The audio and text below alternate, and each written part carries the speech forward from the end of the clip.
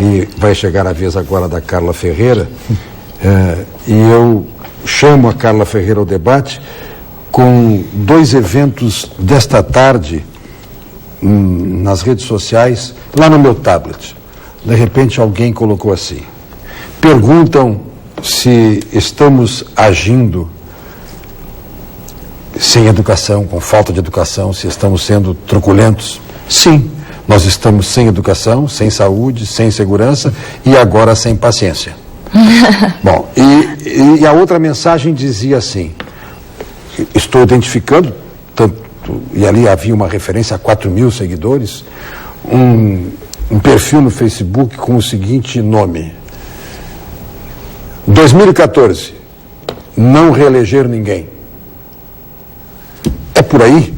Este movimento é para mudar a classe política com uma grande reforma através do voto, por exemplo, porque não haverá nem tempo de reforma legislativa até o pleito de 2014.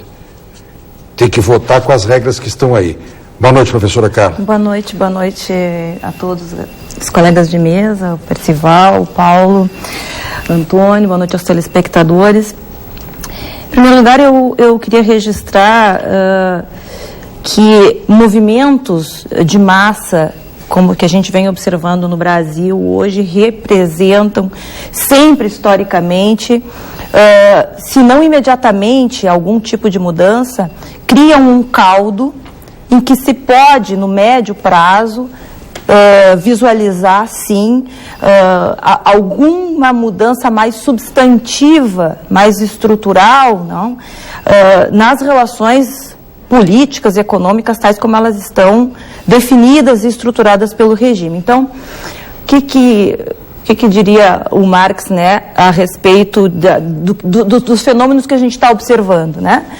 Se a realidade, a verdade, coincidisse com a aparência, toda a ciência seria, né, supérflua. Então, a despeito de a gente observar que aparentemente, como muitos têm dito, esse é um movimento sem objetivos, esse é um movimento quase que irracional, né, que se pautam muito pela violência, ou em parte pela violência. A despeito dessas leituras que têm sido feitas a respeito do movimento de massas que eclodiu nas últimas semanas aqui no Brasil, eu penso que o conjunto das expressões que se observa nas manifestações populares de rua, essa ocupação do espaço da rua como espaço de expressão política, representa, por um lado, uma crise de regime se insinuando na nossa realidade social, né, nacional, uma crise de regime que resultado... Só lembrando, o regime até constitucionalmente é democrático. A nossa democracia está em crise. Insuficiente. Isso que eu queria entender. É isso que eu quero dizer. Que existe, por um lado, uma surdez das instituições políticas com relação à insatisfação. Os partidos políticos, a maior parte deles, eu não diria todos, com uma incapacidade para fazer transitar pelos seus mecanismos tradicionais. E o fato de o Partido dos Trabalhadores, ao longo desses anos 2000, desde que chega ao poder, haver-se virado as costas para boa parte da sua base social de apoio, inclusive que tinha na juventude e nos trabalhadores brasileiros, como tinha de fato e veio perdendo, explica em parte este problema. Assim como os partidos mais tradicionais, que implementaram políticas de corte neoliberal ao longo de todos os anos 90, e o PSDB, a experiência do governo Fernando Henrique e do governo Collor, tampouco expressam, têm capacidade de expressar essas insatisfações. Foi metáfora, mas eu não exagerei ontem quando eu disse: o PT estará tomando do próprio veneno?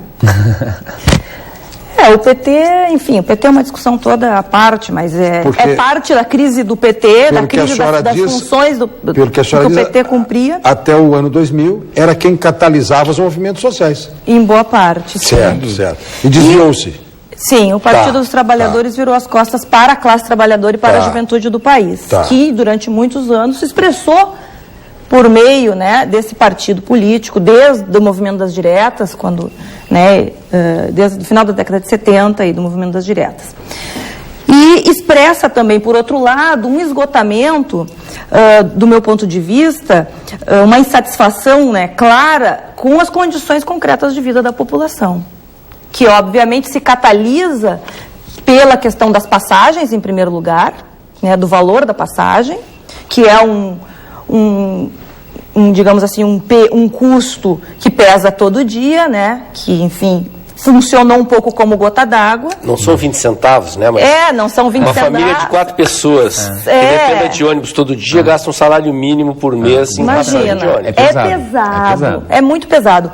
Além disso, do ponto de vista econômico, nós vamos ver assim mais do que apenas o dado da inflação e de que o custo de vida vem subindo, o fato de que nós temos um modelo de desenvolvimento hoje no país, de caráter neodesenvolvimentista, que vem atacando direitos tradicionais, indígenas. Ou seja, a insatisfação ela vem aparecendo. Desde o ano passado, foram 300 mil em greve no ano passado. Nós esquecemos que este movimento aqui, se nós olharmos uma perspectiva histórica, nós vamos ver que não só ele se referencia no que tem sido a experiência nos países do Magrebe, a famosa Primavera Árabe. Na América Latina, nós temos o movimento estudantil já comparecendo há alguns anos na cena política. No Chile, em que os estudantes vêm exigindo educação pública, porque eles não têm mais educação pública, né? O governo Pinochet privatizou toda a educação no Chile. Nós temos no México o movimento 132, que teve uma enorme transcendência no ano passado. A Espanha agora, o M15, né? Sim, sem falar na Europa, né? Em que a Espanha já vem há mais tempo. Essa situação da juventude vem se expressando com muita força, porque mais de 50% da juventude não vê perspectiva nem de trabalho, nem de futuro, né? Então, não estando trabalhando, as ruas como um espaço de manifestação pública é mais ou menos natural, né? Então, o que eu vejo? Que existe também este nosso modelo neodesenvolvimentista que ataca direitos, que flexibiliza a legislação trabalhista no país, vem fazendo isso já desde o período neoliberal, que aprofunda desigualdades, porque nunca os bancos ganharam tanto, porque o latifúndio é o setor que mais acaba movendo a pauta de economia de exportação e com isso se fortalece cada vez mais. Só que isso gera desigualdades. Quem é que responde? É um modelo que, ainda que venha gerando a possibilidade do governo federal e os seus intelectuais dizerem que nós vivemos um período de grande desenvolvimento, permita isso, permita que se constitua essa farsa. O PIB atual não permite. Por outro lado, e aí eu vou recorrer ao Rui Mauro Marini, que é um intelectual muito importante, que vem sendo resgatado aqui no país, que diz o seguinte: o nosso desenvolvimento, ele produz uma cisão entre uma esfera alta e uma esfera baixa do consumo. Produz, quanto mais nós desenvolvemos o nosso país, mais desigualdade, infelizmente, dentro desse modelo, a gente produz. Então, uma pergunta por favor, uma resposta breve, nós já estamos bem adiante do que deveria ser o primeiro bloco. Há uma acusação ao governo, desde o tempo de Lula e agora também com Dilma, de que ele é assistencialista com os seus programas sociais. Como é que se compatibiliza esta acusação e este quadro que você acabou de desenhar? E, além disso, quem é que responde às pesquisas que dão 57% de satisfação com Dilma?